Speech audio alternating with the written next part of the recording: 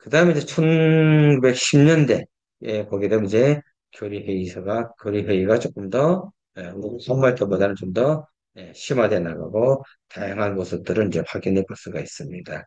근데 10년대 교리회의 같은 경우는 대체적으로 단행본보다는 당시 천도교 기관지에 썼던 천도교회 원본을 통해서 교리 해석이 집중적으로 논의가 많이 됐다고 볼 수가 있습니다. 이거는 뭐 천도교뿐만 아니라 이 시기에 보게 되면 또 시청교가 또 이제 동학을 이제 많이 연구하는 종교단체였었기 때문에 이 시청교에서도 기관지를 이제 발행을 했었는데 이 시청교 기관지도 보게 되면 교리 해석과 관련한 다양한 글들이 이제 있다고 볼 수가 있습니다.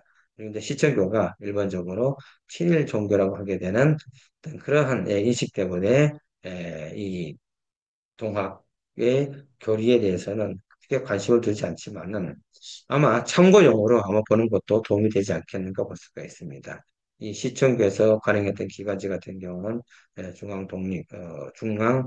국립중앙도서관이라든가 이런 쪽에서도 좀 확인해 볼 수가 있으니까는 뭐 참고용으로 한번 보시는 것도 도움이 되지 않겠는가 생각할 수가 있습니다.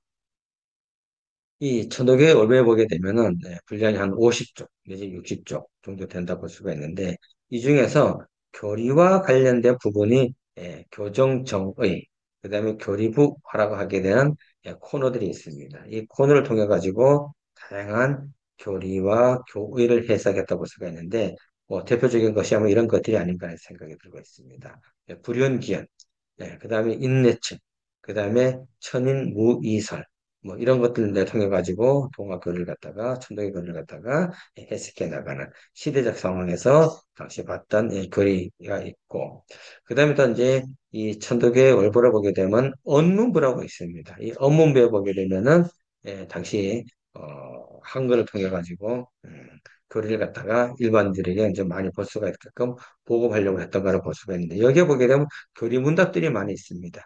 뭐 일반 교인도 있지만 특히 부인들을 위한 교리 문답도 있기 때문에 당시 어떻게 일반 민중이라든가 아니면 이제 그 여성이라든가 부인이라든가 이런 분들에게 어떻게 교리 문답을 통해 가지고 교회를 갖다가 해석했었는지도 확인해 볼 수가 있습니다.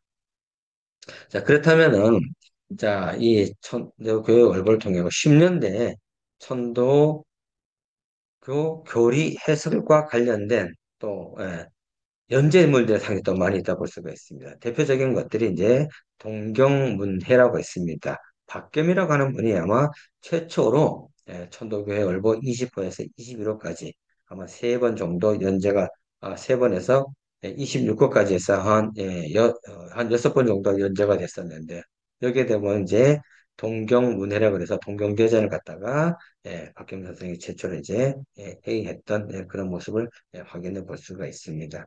이 박겸에 대해서는 아직까지 어떤 분인지 제대로 좀 파악이 되고 있지 않은데 적어도 동경대전을 회의했던 거 보게 되면 상당히 이 학문적 지식도 가지고 있었던 분이 아니었었는가 추정해 볼 수가 있습니다. 그리고 또 우리가 이제 많이 알고 있는 이제 야레 이도나 선생 같은 경우는 천도교회 월보 26회에서 23회서부터 26호까지 동경대전 요지 강해라고 하게 되는 교리 해석을 갖다가 연재해 나가고 있습니다. 그리고 또 이제 천도교회 월보 31호부터 32호까지 보게 되면 신언이라고 있습니다. 추랑상사님의 말씀으로 많이 알려져 있는데 신언에 대한 해석가 연재되고 있는 모습 볼 수가 있겠고요. 그 다음에 이제 천도교의 월보 30호에서부터 39호까지 1913년 1월부터 9월달까지 연재가 됐었는데 동경대전 번역이 이제 나와 있습니다. 그래서 당시 동경대전을 어떻게 번역하려고 했었던가 하는 것도 확인해 볼 수가 있겠고 그 당시에 또 이제 교리 해석에 대해서 어떤 모습을 가지고 있는 것도 확인해 볼 수가 있지 않겠는가 판단해 볼 수가 있습니다. 그다음 교서 번역이라 그래가지고 이제 천도교의 월보 40에 이제 한 개 이제 나온 게 있었고요. 그 다음에 또 우리가 이제 흥미있는 것이 뭐냐면은 의암성사의 법설로 알려져 있는 무채법경입니다. 이 무채법경도 번역된 것이 천도교의 월보 71호부터 88호까지 상당히 오랫동안 연재가 돼서 무채법경이 이제 번역됐던 모습을 이제 확인해 볼 수가 있습니다. 자, 이런 것들이 이제 1910년대 있었던 교리회와 관련된 중요한 내용이라 볼 수가 있겠고요. 그 다음에 이제 1920년대 에서도 보게 되면 이제 교리 회의가 꾸준히 이어져 나가는 모습을 이제 확인해 볼 수가 있습니다. 이 시기에도 보게 되면 대체적으로 단행본보다는 천도교의 기관지였었던 천도교의 월보와 그다음에 천도교 신인간이라고 하게 되는 두 기관지를 통해서 교리 해석이 상당히 활발하게 논의됐다 볼 수가 있습니다. 20년대 같은 경우는 기관지가 이제 두 개로 나눠 두 개가 반영되었었는데 뭐 20년대 보게 되면 우리가 아는 바처럼 천도교가 이제 분화가 일어나게 되는 거죠. 그래서 우리가 많이 알고 있는 것처럼 천도교 부파와 신파 이렇게 나눠져 있었는데 기존에 원래 천도교 기관지 같은 경우는 천도교의 월보가 있었었죠.